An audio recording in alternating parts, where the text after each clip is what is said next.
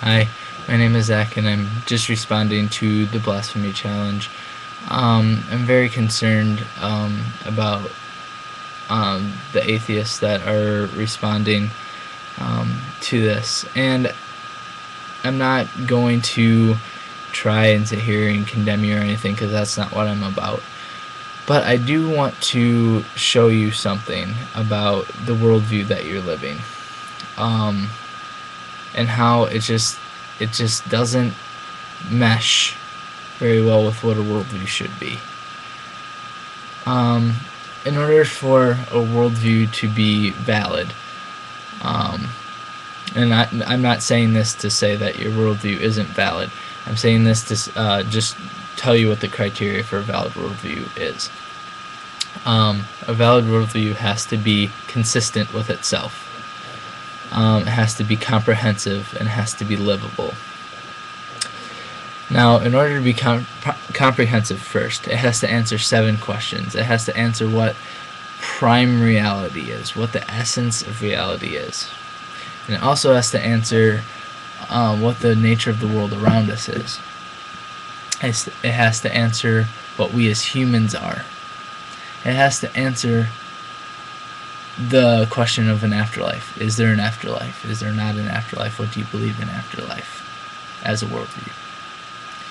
It has to answer how we know anything at all. What is the source of knowledge? It has to answer what the source of the knowledge of right and wrong is. How do we know ethics at all? How do we know what is moral? And it also has to answer what the importance of history is. And then, to be a worldview, you have to be able to live out those beliefs in a way that's consistent with your comprehensive statements and the way you live it out, which is the problem with atheism. It's not a problem with being a viable worldview. It's being able to live it out and be consistent with what you believe. And I just want to let you atheists know that there is a logical problem with this. And so I just want to discuss this with you. Now, naturalism, the answer to those 7 basic questions is this. They believe that prime reality is that there is no God, and that the world around us is as real as it gets. The universe around us, the world around us, that is reality.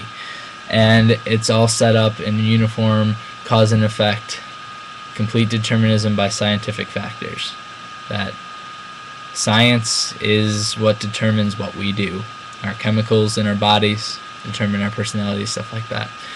And then for what the world is around us, atheists believe that is a closed system of uniform cause and effect. And just like I said, there is no God to intervene on the scientific principles that our life is run by. And humans are just part of this clockwork system to atheists. They're just like the rest of the world.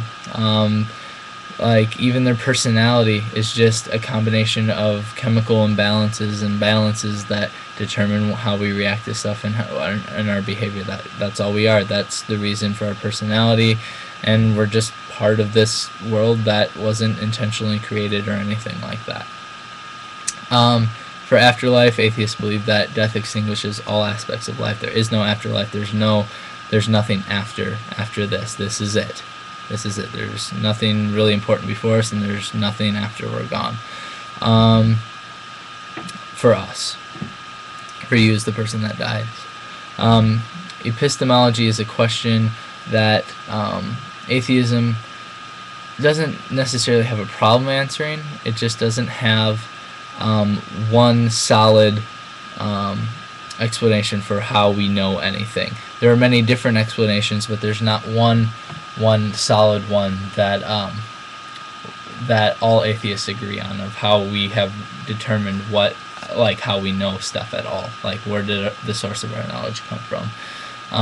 So I won't hold that against the worldview, because it is hard to have a whole group of people agree on one specific thing for where knowledge came from. So that is a hole in the worldview, but that's not what I'm focusing on. And then ethics. Atheists believe that morality and ethics derive from evolutionary factors or from a human invention just to keep civilization going or something. It wasn't God-given, it was just human invented so that we could all survive. And then the last one is that history is just a linear series of cause and effect events with no significance. It was just science made this happen, and they were just following whatever their chemical imbalances were. So whatever they did in the past isn't really significant, because it just was predetermined by science and stuff. So they believe that history obviously existed, but that it's not important to us at all. Now, from the answers that naturalism has to those 7 basic questions, there's only 2 ways that a true atheist can live their life off of this information: and nihilism or existentialism. Now, nihilism is the most logical extension from naturalism. It takes every point and it stays consistent with it. But the problem with it is that it's not livable. You can't actually live out naturalism through the means of nihilism. Remember, there's only 2 ways that you can live it. So this first one doesn't work because it is a philosophy of despair. It takes this thing of, oh, our history doesn't matter, nothing that we do on earth matters, and there's nothing after we're gone. Completely, literally inconsistent with what naturalism is. And based off of that, if there's nihilists are like, if there's no reason for us to live because there's no significance and there's nothing after, and there's nothing really significant before us, we're just here, there's just nothing to live for. It's a philosophy of despair that can't be logically lived out if it stays consistent with its beliefs. It's a philosophy of suicide, if you will. It's impossible to live it out. Now, a lot of atheists realize that. They realize that it's impossible to live out those beliefs that nothing we do matters and your life doesn't truly matter. All you are chemical imbalances and chemical balances mixing together and causing your behavior. They realize that it's a philosophy of despair. So most atheists fit under this category called existentialism, which is derived from naturalism, saying that yes, we believe that there is no significance to who we are at all, because there's nothing that created us that's important, nothing that we did that's important, nothing we're doing now is important. When we die, there is nothing left for us, so that's not important either. They take that and they're like, but we can give it significance ourselves so that we are significant and we're not just living here for no good reason. So they're trying to make naturalism into something that isn't despair, ultimate despair. The problem with living that out is that you're not living, it's livable, but you're not living consistently with your comprehensive statements. So there, as you can see, there is no logical way to live out your beliefs as an atheist without contradicting being able to live it out or being able to live it out consistently.